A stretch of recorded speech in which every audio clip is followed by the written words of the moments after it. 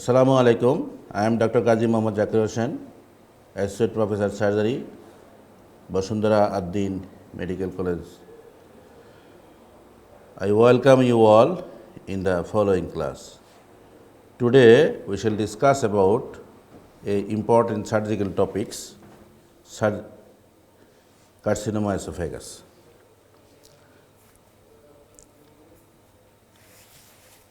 Carcinoma esophagus is common in some part of the world. It is more common in China. In India, it is common in Karnataka and Orissa. In Bangladesh, though there is no statistics in our hand, but we see that the patient of Chittagong and Sylhet and Chatpur are mainly affected by the disease. It is less common in America and European countries. Carcinoma esophagus is the sixth common cause of cancer in the world. Other common causes of cancer in the world are lung cancer, breast cancer, colonic cancer, prostatic cancer, uterine cervical cancer, and sixth one is the carcinoma esophagus. It contributes about 1% of the cancer of the GI tract and accounting for 7% of all malignancies. Dysphagia is the common symptom at presentation. By the time of presentation, carcinoma esophagus is a advanced and inoperable stage. Only palliative treatment is the choice. For better understanding of carcinoma esophagus, we have to discuss about the anatomy of the esophagus. There are some specialties in the anatomy of the esophagus. Esophagus is lack of serosa. Other organ which are lack of serosa is the lower part of the rectum. It contains two different types of muscles, striated muscles and smooth muscle. The proximal 1/3 is fully striated, middle 1/3 is mixed, and distal 1/3 of the esophagus is composed of only smooth muscle. It contains squamous epithelium, epithelial lining. In some author says that the lower part of the esophagus is lined by columnar epithelium, but most of the author agreed that the whole esophagus is covered by squamous epithelium. It has segmental blood supply. All of you know that it has cervical part, thoracic part and intra-abdominal part. All the three parts have separate blood supply. Only part of the GI tract is very small amount of nerve supply, that is the Mesh nerve plexus present in the submucosa of the esophagus. Veins of the esophagus are longitudinally arranged as well as lymphatics and veins, though both are longitudinally arranged. Lymph nodes drain the esophagus in the supraclavicular, paraesophageal, tracheobronchial and celiac lymph nodes in the abdominal part. Now the etiology of the carcinoma esophagus. Approximately 7,000 cases of esophageal cancer occur annually in the world and in the United States, and about 4,80,000 cases occurred in the whole world. That is, in America, they diagnosed 7,000 cases of carcinoma esophagus every year as a new case. In the whole world, 4,80,000 cases are diagnosed. Worldwide, squamous cell carcinoma is the most common, but in United States, adenocarcinoma is more frequent. During the last 2 decades, the last 20 years, incidence of carcinoma esophagus, that is adenocarcinoma, is rising dramatically in the Western countries and with the decline of squamous cell carcinoma. That is, the squamous cell carcinoma is gradually declined and adenocarcinoma rate is gradually increasing. The incidence of carcinoma esophagus increases with the age. It is peak incidence is 6th to 7th decade of life. It is more common in male than female. It is more common in Africa than America. Squamous cell carcinoma usually occurs in the middle third of the esophagus, and adenocarcinoma occurs in the lower third of the esophagus. For now, the risk factor for the development of carcinoma esophagus. Firstly, we discuss about the risk factor for the development of squamous cell carcinoma. These are alcohol user. Those who use alcohol, they are more prone to develop carcinoma esophagus. Tobacco or a smoker, it is more common in male than female. That is 4 times more common in male than females. Patient having achalasia cardia are more prone to develop carcinoma esophagus, squamous cell carcinoma esophagus.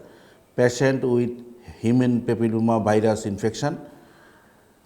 Now, there are some genetic syndromes which are responsible for development of carcinoma esophagus, such as Palmer-Vinson syndrome, tylosis, Fanconi anemia. These are the genetic disease. These patients are more prone to develop carcinoma esophagus.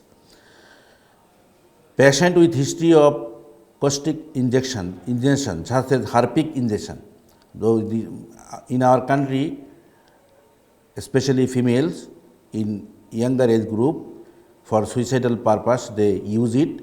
Those who take Harpic, they for suicidal attempt, they later on in the later life they may develop carcinoma esophagus. In the food, nitrosamine compound, if it is in excessive amount, they are more prone to develop carcinoma esophagus. Nitrosamine compounds are found in tobacco product, fish, meat, beer and fried food. Vitamin A and vitamin C deficiency, patient may develop carcinoma esophagus, squamous cell carcinoma. Mycotoxin in the food such as cereals, these are available in cereals, nuts, dried foods, Coca-Cola, beer and coffee.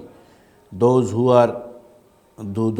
take mass amount of these drinks and fruits, they are more prone to develop carcinoma esophagus.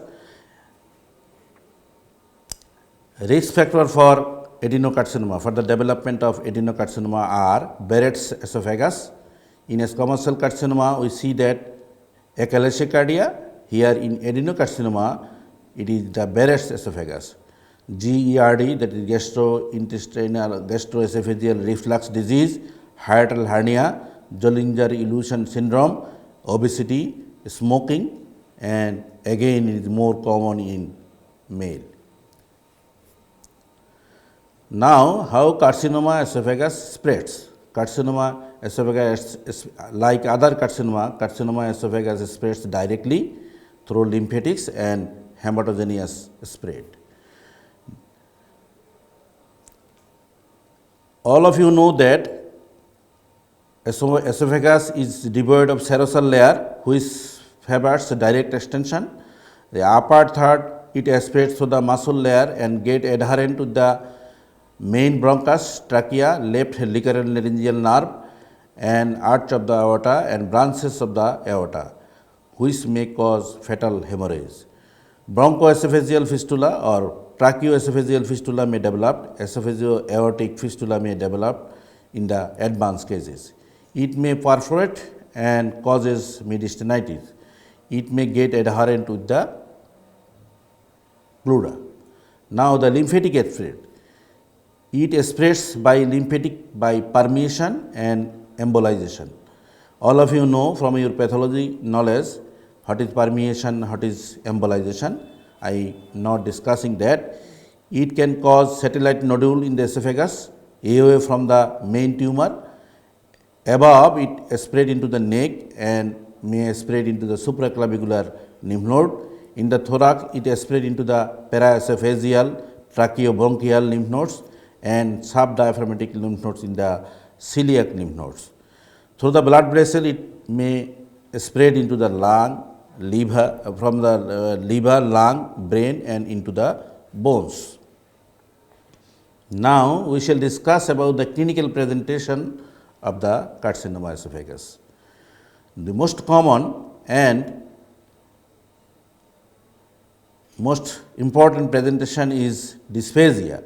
Patient present with dysphagia, that is the recent dysphagia. It is progressive dysphagia is the common feature of carcinoma esophagus. When 2/3 of the circumference of the esophagus is involved by the carcinoma, then the patient developed dysphagia. Other presentations are regurgitation, that is the passive return of esophageal content into the oral cavity. It is known as regurgitation. Another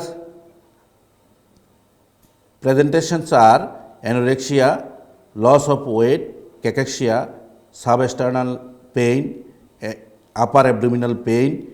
Patient may present with ascites when secondary is in the liver. Patient may present with bronchopneumonia and patient may present melena. This is the passage of tarry stool in the tarry stool. The features of bronchoesophageal fistula of carcinoma is the upper 1/3 of the esophagus. Left supraclavicular lymph node may be palpable. When the phrenic nerve is involved, patient may present with hoarseness of voice.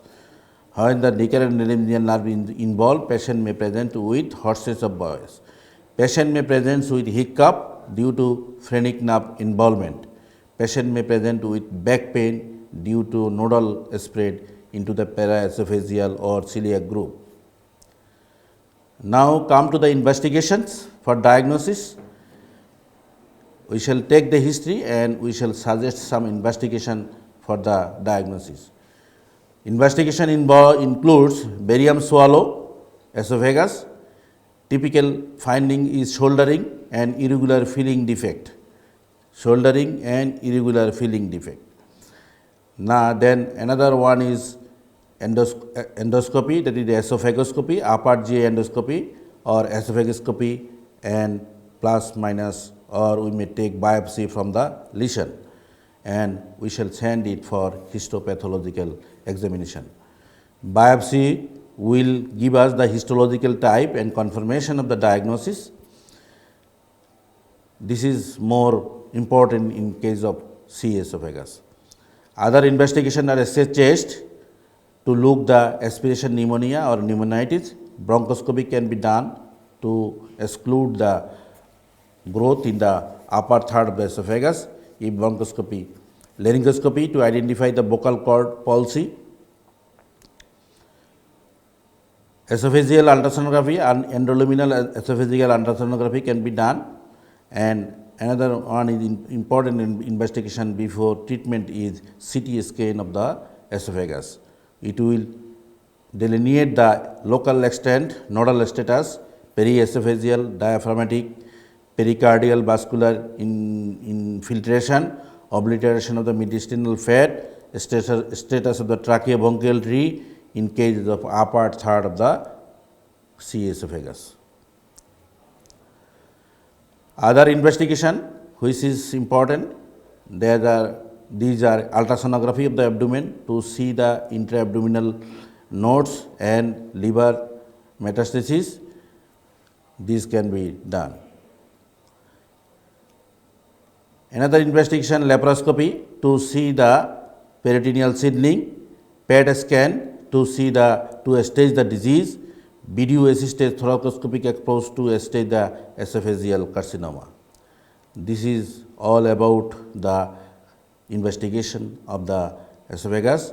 After taking history and investigation, we shall stage the disease and we shall offer the patient for subsequent treatment.